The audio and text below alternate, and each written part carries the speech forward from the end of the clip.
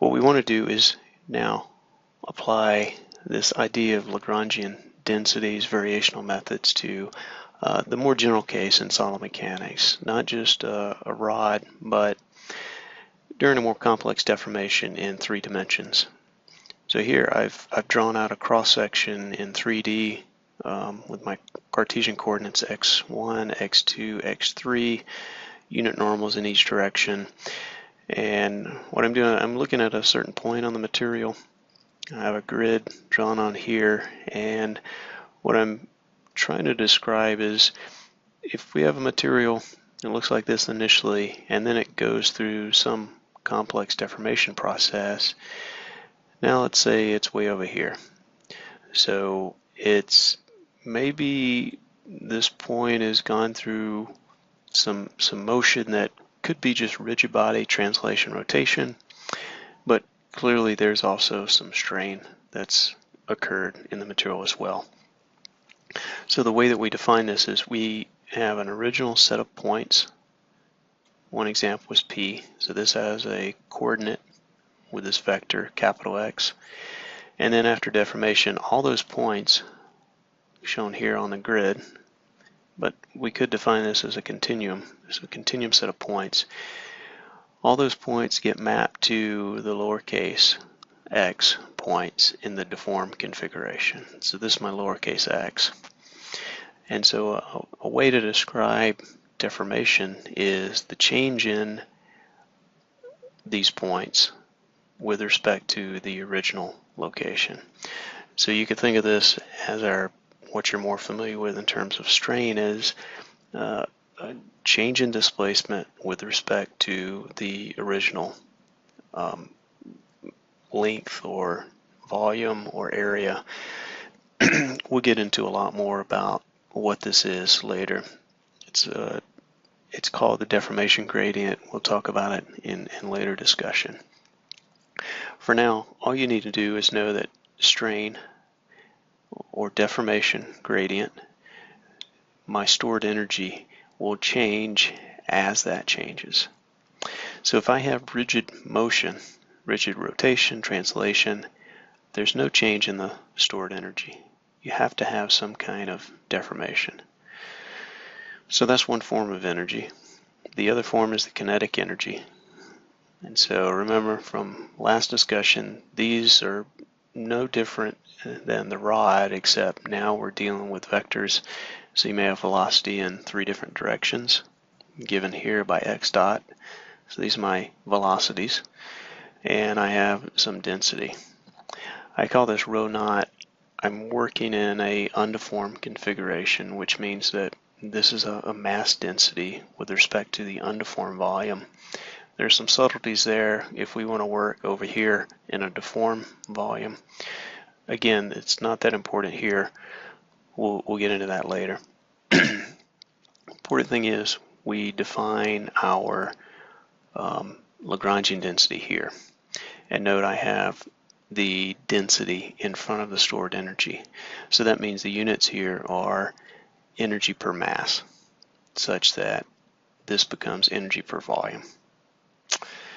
So just like in the 1D rod model, we want to take the variation, and that gives me this variation. So just like we did in the 1D case, we have this situation.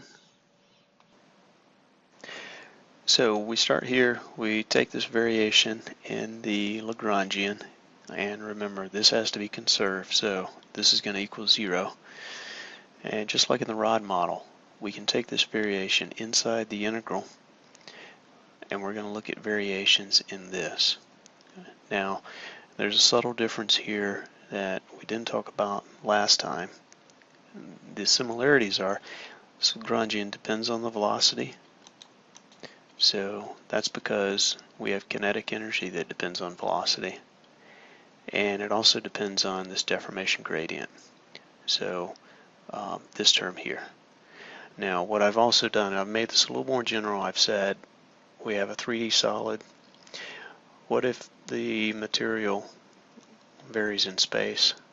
So if you have variation, different properties in space of the material. Maybe it also explicitly depends on the location, right? Regardless of that, we have now three independent variables. We have the position, we have the velocity, and we have the gradient of the position, or deformation gradient. So we have to take derivatives on each one of these. So we take derivative Lagrangian with respect to position times its variation, derivative Lagrangian with respect to velocity. Now we have the variation of velocity, and similar derivative on Lagrangian with respect to the gradient of position, and then its variation. So if you recall the rod model again, we want to look at each one of these terms. And actually, we're going to just carry this through. We already have the variation in x, but we're going to manipulate this term, and basically we want to get this to be a variation in x instead of x dot, and same thing here. We want a variation in x so that it matches this. Then we can combine things and get a simpler model that we can do analysis on. So, like in the rod model, let's look at velocity. So let's take this middle term. Alright, so I'm going to pose the problem this way. So I'm doing this slightly different, but works out exactly the same a couple lines later. Imagine you take time derivative on this product. So that means I can do product rule, time derivative here, carry this over, pull this out, time derivative on this. So just product rule.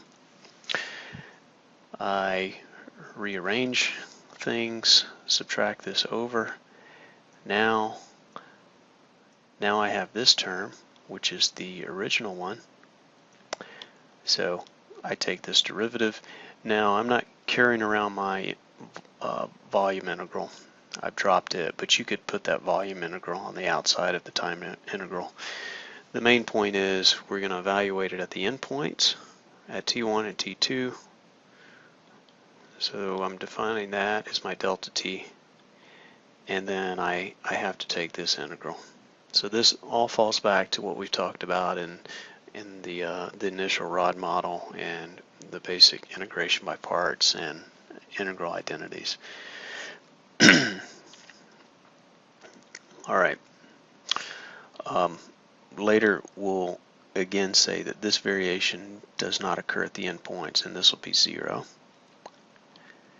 Now, take the last term, the third term right here.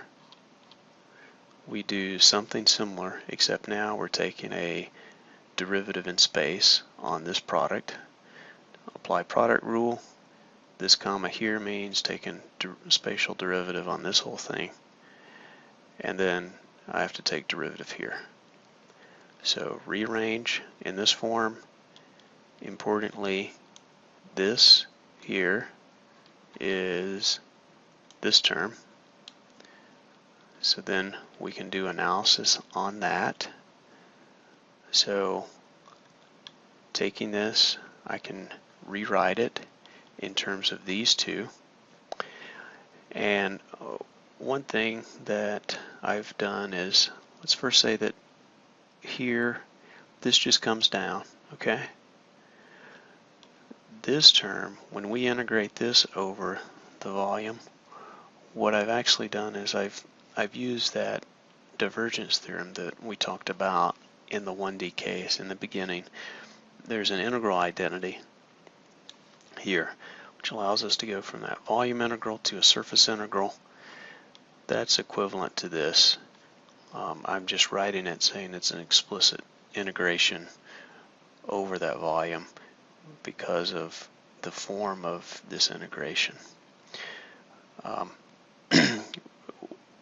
We'll get into much more detail about that a little bit later.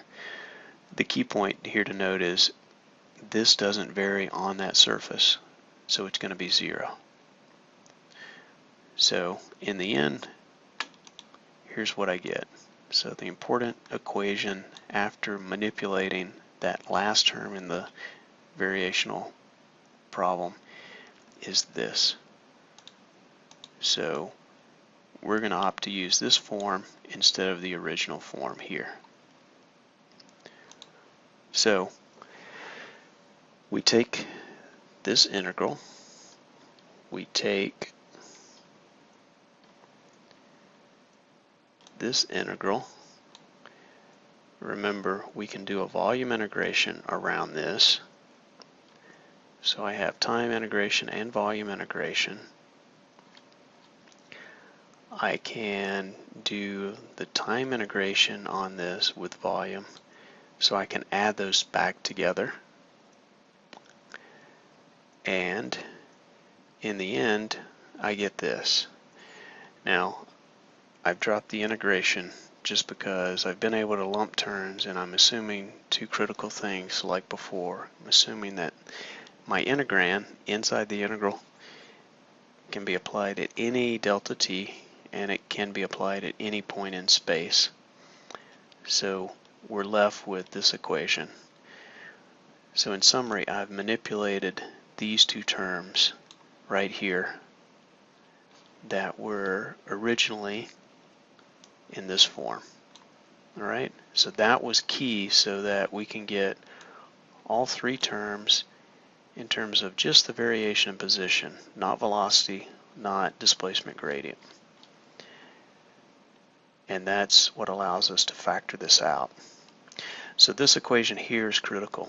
This becomes our linear momentum equation that we'll pull out, or we'll apply kinetic energy, stored energy on these terms and show how is this related to stress, how is it related to inertial forces next time.